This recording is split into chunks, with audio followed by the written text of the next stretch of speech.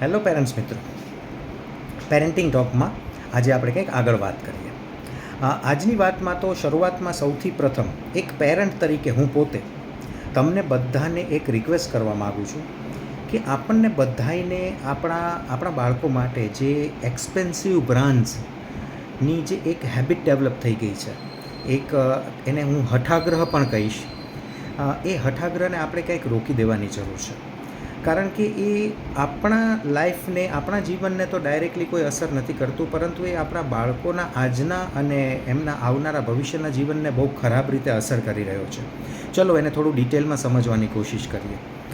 હું સમજી શકું છું કે પેરેન્ટ્સ તરીકે આપણા બધાનો આગ્રહ હોય કે આપણે માર્કેટની અંદર અવેલેબલ સૌથી સરસ એક્સપેન્સિવ બ્રાન્ડ્સ જે હોય એ આપણે આપણા બાળકોને આપીએ. કેમ ના હોય? કારણ કે અત્યારે આપણે એમ ગણી શકીએ કે આપણી પાસે સગવડ છે અને આપણું બાળપણ એવું ગયું હોય કે જેમાં આપણે કદાચ એ બ્રાન્ડ્સ અવેલેબલ નહોતી એટલે લઈ નહોતા શક્યા, અથવા તો એ લેવા માટેની કદાચ એ સમયે ક્ષમતા નહોતી. એટલે આપણને પેરેન્ટ્સ તરીકે તરત જ ઈચ્છા થતી હોય છે કે આપણને જે નથી મળ્યું આપણા બાળપણમાં એ બધું જ આપણે આપણા બાળકોને આપવા માગીએ છીએ. બહુ સારી વાત છે. પરંતુ આની પાછળનું બીજું જે એક કારણ છે ને, એ કારણ થોડુંક ખૂંચે એવું છે. બીજું કારણ મોટા ભાગે મને એવું જોવા મળ્યું છે કે પેરેન્ટ્સ તરીકે આપણો ક્યાંક એક ઈગો હોય છે, એક અહમ હોય છે કે યસ, મારું બાળક છે તો એની પાસે તો આ જ હોવું જોઈએ, એને બીજા બધાથી હું અલગ, એને બીજા બધાથી હું શ્રેષ્ઠ બતાવવા માટે હું એને આ જ બ્રાન્ડ્સ આપીશ. આવા જે આપણા હઠાગ્રહ છે ને, એ આપણા બાળકોના જીવન માટે અત્યંત નુકસાનકારક છે. નાની નાની વાત સુધીની વાત હોય તો હજી પણ ચલાવી લેવાય, પરંતુ પ્રોબ્લેમ ત્યારે શરૂ થાય છે કે જ્યારે વાત કંઈક આવા મુદ્દા સુધી પહોંચી જાય છે કે માતા પિતાના શબ્દો કંઈક આવા થઈ જાય છે: મારો દીકરો છે એને તો આના સિવાય ચાલે જ નહીં, એને તો આનાથી નીચેનું કે આનાથી ઉતરતી કક્ષાનું કંઈ ચાલે જ નહીં, મારી દીકરી તો આના સિવાય કશું જ પહેરે જ નહીં, મારી દીકરી આના સિવાય કશું જ ખાય જ નહીં, પીવે જ નહીં. અહીંયાથી પ્રોબ્લેમ શરૂ થાય છે. શું પ્રોબ્લેમ છે? આપણા માટે ડાયરેક્ટલી કોઈ જ, મેં કીધું એવી રીતે અસર નથી થતી, પરંતુ એ જે બાળ માનસ છે, આપણા બાળકોના જે માનસ છે, એ હજી અલ્પ વિકસિત માનસ છે, એ હજી અંડર ડેવલપિંગ માનસ હોય છે. એ બાળ માનસને સારું ખરાબ, સાચું ખોટુંનો સંપૂર્ણપણે તફાવત, ભેદ ખબર હોતી નથી. આને કારણે જ્યારે આપણો જે બ્રાન્ડ્સ માટેનો હઠાગ્રહ છે, એને કારણે થાય છે એવી પરિસ્થિતિ કે બાળક ધીમે ધીમે, જે આપણે બાળકને કહીએ એનું પોતાનું સેલ્ફ વર્થ, અથવા બાળકનું પોતાનું સેલ્ફ એસ્ટીમ, એટલે કે આપણે કહીએ કે એનું પોતાનું સ્વમૂલ્ય અને સ્વમાન જે છે, એ ધીમે ધીમે કોઈને કોઈ બ્રાન્ડ્સ સાથે જોડાઈ જાય છે.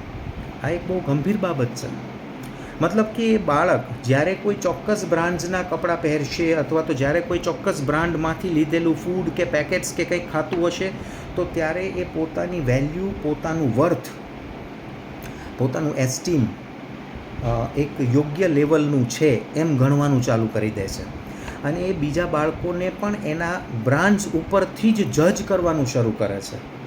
તમે સમજી શકો છો પેરેન્ટ્સ કે હવે અહીંયા આ જે થાય છે એ બિલકુલ ખોટી બાબત છે. એટલે કે બાળક જે છે એ પોતે પોતાનું મૂલ્ય કે પોતાનું જે માન છે, સ્વમાન છે, એ પોતાનામાં રહેલી આવડત, પોતાનામાં રહેલા જે ગુણો છે, પોતાનામાં રહેલી કોઈ યુનિકનેસ છે, પોતાની અંદરના જે સંસ્કાર છે, પોતાનું ચરિત્ર છે, એને કારણે થઈને એ પોતાનું સ્વમાન કે સ્વમૂલ્યનું કેલ્ક્યુલેશન નથી કરતું, પરંતુ એ બાળક સ્વમાન અને સ્વમૂલ્યનું કેલ્ક્યુલેશન કરે છે બ્રાન્ડ્સના લોગોના આધાર ઉપર. હવે આજે તો પેરેન્ટ્સ તરીકે આપણે એની સાથે છીએ અને એની બધી જ જરૂરિયાતો આપણે બ્રાન્ડ્સ મુજબ પૂરી કરી શકીએ છીએ, પરંતુ કદાચ કંઈક એના ફ્યુચરમાં, એ બાળકના ફ્યુચરમાં કંઈ પ્લસ માઇનસ થયું અને જ્યારે આનાથી પણ હાઈ ગ્રેડ્સ બ્રાન્ડ્સ માર્કેટમાં અવેલેબલ હશે, જેનું બોમ્બાર્ડિંગ બાળક ઉપર થતું હશે, અને માની લો કે કોઈ પણ કારણોસર એ બાળક જ્યારે મોટું થશે ને ત્યારે એ કદાચ એ પ્રકારની નવી બ્રાન્ડ્સ પરચેઝ કરવા માટે સક્ષમ નહીં હોય, અથવા તો કોઈ પણ કારણોસર એ પરચેઝ નહીં કરી શકે, તો આની અસર સીધી જ એ બાળકના સેલ્ફ વર્થ, સેલ્ફ એસ્ટીમ, એના સેલ્ફ કોન્ફિડન્સ ઉપર આવશે અને એ બાળક જાણે અજાણે ડિપ્રેશનનો શિકાર થઈ જશે. એ બાળક અંદર ને અંદર પોતે ઘૂંટાવા લાગશે, કારણ કે એ તો બ્રાન્ડ્સમાં જ પોતાની વેલ્યુ ગોતે છે. એ બાળકને પોતાની વેલ્યુ પોતાના ચરિત્રમાં, પોતાના સંસ્કારમાં, પોતાની યુનિકનેસમાં કે પોતાની આવડતમાં શોધવાની આદત જ નથી. એના માટે તો બ્રાન્ડનો લોગો જે છે એ જ એની સેલ્ફ વર્થ છે, એ જ એની સેલ્ફ એસ્ટીમ છે. હવે આ પરિસ્થિતિમાં એ બાળકની શું સ્થિતિ થશે એની કલ્પના કરવી પણ બહુ મુશ્કેલ થાય છે. એટલે જ પેરેન્ટ્સ મિત્રો, હું એક રિક્વેસ્ટ કરું છું કે આ બ્રાન્ડ્સ માટેની જે ઘેલછા છે એને ખરેખર આપણે ક્યાંક રોકવાની જરૂર છે. હા, અથવા તો સાથે સાથે આપણે બાળકને એના સેલ્ફ એસ્ટીમ અને સેલ્ફ વર્થનું મૂલ્ય એના બ્રાન્ડ્સના લોગો સાથે જોડાયેલું નથી, એ જોડાયેલું છે એના ચરિત્ર સાથે, એ જોડાયેલું છે એની અંદર રહેલી આવડત સાથે, એ જોડાયેલું છે એની અંદર રહેલા સંસ્કારો સાથે, એ જોડાયેલું છે એની યુનિકનેસ સાથે. એ સમજાવવું એ આપણી નૈતિક ફરજ છે, નહીંતર એ બાળક ભવિષ્યમાં હેરાન થશે. Think about it.